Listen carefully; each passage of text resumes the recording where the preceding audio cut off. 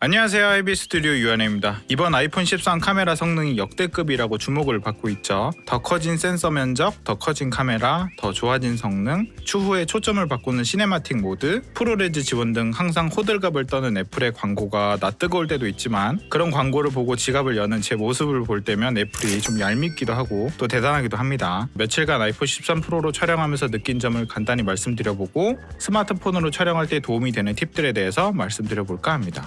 전 IB 스튜디오 유한혜입니다.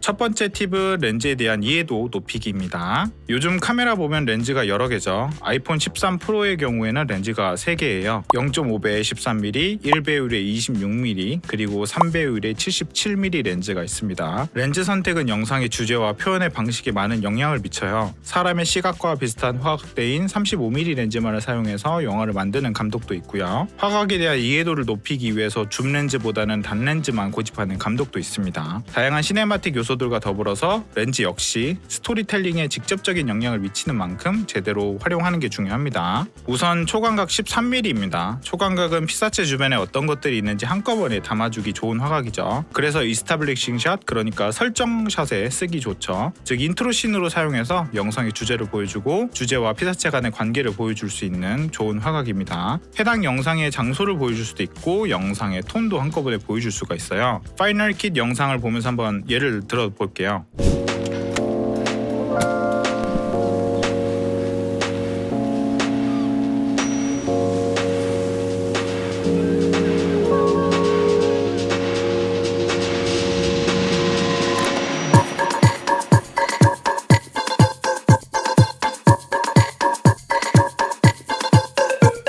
처음 시작은 옛날 필름톤의 바이닐 사운드로 시작을 하다가 카세트 트는 사운드 이펙트와 함께 초광각 렌즈로 촬영한 화면이 나오죠. 이 장면 하나로 여러 가지를 알 수가 있어요. 우선 마이애미 해변이라는 장소도 보여줄 수가 있고요. 카메라 움직임은 플랫하고 패럴렉스인 것을 알 수가 있고요. 우아하는 그런 감탄사가 나오는 아름다운 마이애미 해변의 아름다움까지 한꺼번에 느낄 수 있죠. 점진적인 사운드 디자인과 편집을 이용해서 처음에는 답답한 느낌을 주다가 후반에 탁 터트리면서 대비를 강하게 주는 건데요. 초반에 이런 편집을 보여주는 이유는 영상에 믿음을 주기 위해서입니다. 음악은 5초, 영상은 15초라고 하죠. 이 시간을 투자해서 과연 내가 해당 음악을 듣고 영상을 시청할 가치가 있는지, 그러한 믿음이 생기는 시간이 짧기 때문에 초반에 많이 힘을 들이곤 해요.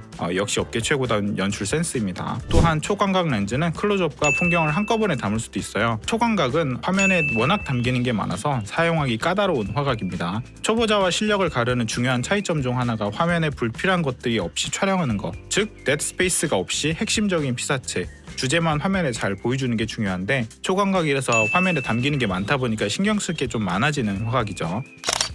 아이폰에서 가장 좋은 화질 렌즈이고 그만큼 가장 많이 활용할 렌즈이죠. 와이드 앵글은 24에서 35 정도 화각대를 의미하는데요. 익스트림 와이드보다는 좁기는 하지만 여전히 넓은 화각대이기 때문에 화면에 많은 것을 담을 수 있으면서 피사체와 배경 간의 관계에 대해서 자연스럽게 보여줄 수 있는 화각대입니다. 인터스텔라 초반 옥수수밭 장면에서 딸, 아들, 그리고 아버지와의 관계, 현재 처한 상황을 한 화면에 보여주기 위해서 와이드 앵글 렌즈를 사용해서 촬영한 걸 볼 수가 있죠. 또 인셉션 주인공 코브가 꿈에 촬영에 대한 상황을 만드는 설명을 할 때 주변 환경을 적절히 보여주면서 피사체에 집중시키는 그런 와이드 앵글 렌즈를 사용한 걸 볼 수가 있습니다. 기본적으로 광각 렌즈는 카메라 앞에 있는 사물이 실제보다 더 멀게 보이는 효과를 갖고 있어요. 이런 특성 때문에 작은 방은 더 크게 보이고 넓은 방은 실제보다 훨씬 더 크고 웅장해 보이죠. 즉 이런 공간을 담아주는 특성 때문에 외롭고 격한 쿠퍼의 감정을 강조하기 위해서 와이드 앵글로 홀로 남겨진 쿠퍼를 담아낸 걸 볼 수가 있습니다.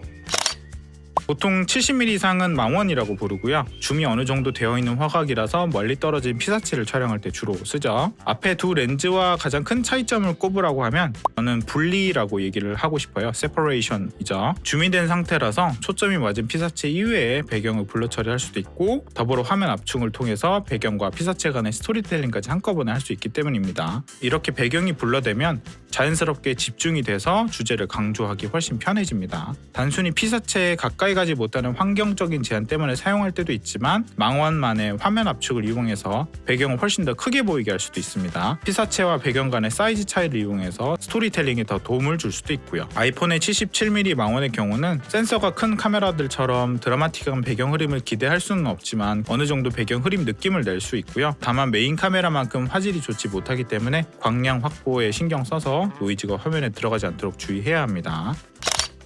이번 아이폰에는 매크로 촬영 기능이 추가되었어요. 매크로는 최소 초점 거리가 일반 렌즈들에 비해서 극단적으로 짧은 걸 의미하는데요. 그래서 사물에 가까이 렌즈를 가져다 대도 초점이 잘 맞는 거죠. 매크로의 기능은 간단하게 사물을 크게 확대해서 보여주는 거고요. 그래서 평소에 보지 못했던 그런 작은 마이크로 세계들을 볼 수가 있죠. 이렇게 확대해서 촬영하다 보니까 흔들림에 주의를 해주셔야 돼요. 작은 흔들림도 매크로 상태에서는 엄청 크게 보이니까요.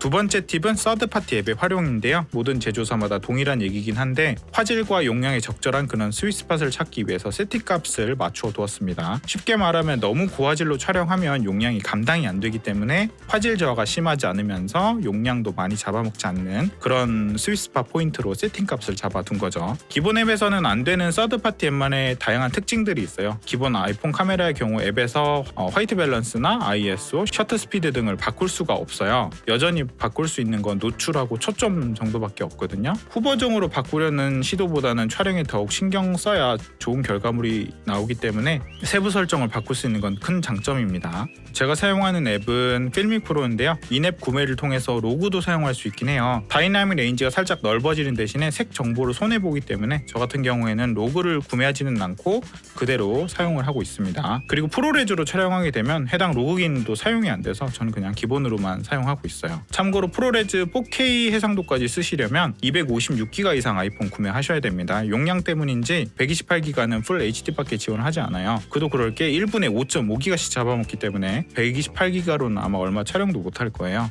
아이폰의 초광각 렌즈는 서드파티 앱을 이용할 경우에는 화질이 좀 낮아지는 경향이 있어서 사용에 주의를 기울이셔야 되고요. 특히 안부 쪽 노이즈가 심한 편인지라 최대한 광량을 확보하고 촬영하는 걸 추천드립니다. 세 번째 팁은 후보정이 너무 큰 기대를 하지 않는 겁니다. 시네마의 경우 압축이 거의 되지 않는 로우 촬영을 통해서 후보정으로 많은 걸 바꿀 수가 있거든요. 로우 사진처럼 ISO나 화벨이나 다양한 거 바꿀 수가 있어요. 그에 반해서 스마트폰으로 촬영하는 영상들은 후보정에서 바꿀 수 있는 것들의 제한이 많습니다. 예를 들어서 다이내믹 레인지가 높은 시네마 카메라 혹은 미러리스로 촬영하면 하얗게 날아간 부분도 어느 정도 후보정으로 복구가 가능한 데 반해서 스마트폰으로 촬영한 경우에는 거의 복구가 불가능하죠. 그냥 못 쓰는 클립이 사실 되는 거예요. 그리고 ISO도 마찬가지입니다. 좋은 카메라일수록 노이즈 억제력이 뛰어나고 후보정에서도 ISO 변경도 할 수가 있고요. 노이즈가 있더라도 후보정 프로그램 어느 정도 복구가 가능한 데 반해서 스마트폰 노이즈는 그 정도가 심해서 해상도나 색정보 디테일 모두가 무너지는 상황이 나옵니다. 그래서 후보정에 의지하지 않고 촬영할 때 최대한 노출과 화벨을 잘 맞춰 촬영하는 걸 추천을 드립니다. 그리고 노파심에 말씀드리지만 혹시 디지털 줌 쓰시는 분 없으시죠? 줌인이 하고 싶다면 꼭 몸을 움직여서 가까이 가는 거 추천드립니다. 네 번째 팁은 스마트폰 짐벌과 핸드헬드의 적절한 사용인데요. 촬영할 때 중요한 것 중 하나가 카메라 밖에서 일어나고 있는 것을 카메라에 온전히 담아내거나 혹은 강조해서 담아냄으로써 시청자가 영상을 통해서 주제를 제대로 느낄 수 있게 전달하는 거죠. 이를 위해서 삼각대나 지미집, 달리, 짐벌, 스테디캠 다양한 장비들이 존재하는 거고요. 주제를 왜곡 없고 효과적으로 전달하기 위해서는 안정적인 촬영이 필수인데 짐벌로 그 느낌을 잘 살릴 수도 있고 핸드헬드로도 잘 살릴 수 있습니다. 에너지가 에너지가 넘치고 빠른 움직임이 있는 장면을 촬영할 때는 팬델드로 찍으면 짐볼보다 더 역동적인 느낌을 전달할 수가 있어요. 꼭 피사체의 감정을 카메라의 흔들림으로 담아낼 수도 있습니다. 팬델드를 어지럽지 않게 잘 표현하려면 광각 렌즈를 사용하면 좋아요. 화각이 넓으면 줌인된 렌즈에 비해서 화면의 울렁임을 감출 수가 있으니까요. 26mm로 촬영된 장면하고 77mm로 촬영된 장면을 비교해서 보면 확연하게 알 수 있죠. 그리고 부드럽고 드리미한 느낌을 주고 싶으면 짐벌 사용하는 걸 추천드립니다. 휴대폰 자체의 안정화 기능이 굉장히 발전해서 요즘에는 그냥 들고 촬영해도 꽤 안정적으로 느낌을 잘 전달해주긴 하는데 그래도 여전히 짐벌이 설 자리는 확고해 보이죠. 같은 장면이라도 짐벌로 촬영하면 다른 레벨의 영상으로 느껴지게 돼요. 그리고 짐벌을 활용하면 평소에 하지 못했던 움직임을 이용할 수도 있습니다. 흔들려서 촬영이 힘들었던 패럴렉스나 푸시인이나 풀아웃이나 지미집 혹은 이런 움직임을 섞어서 여러가지 움직임 한꺼번에 보여줄 수도 있고요. 기술이 발전할수록 카메라 시장은 더 양극화되지 않을까 싶어요. 하지만 어느 시점에서든지 가장 중요한 것은 어떤 카메라를 쓰는 게 아니라 카메라를 활용한 방법을 아는 거기 때문에 어떤 카메라가 여러분 손에 쥐어져 있더라도 좋은 결과물을 만들어내는 능력을 갖추길 추천드립니다. 긴 영상 봐주셔서 감사하고 영상 마음에 드셨으면 좋아요와 구독 부탁드리고 전 다음에 좋은 내용으로 찾아뵙도록 하겠습니다. 감사합니다.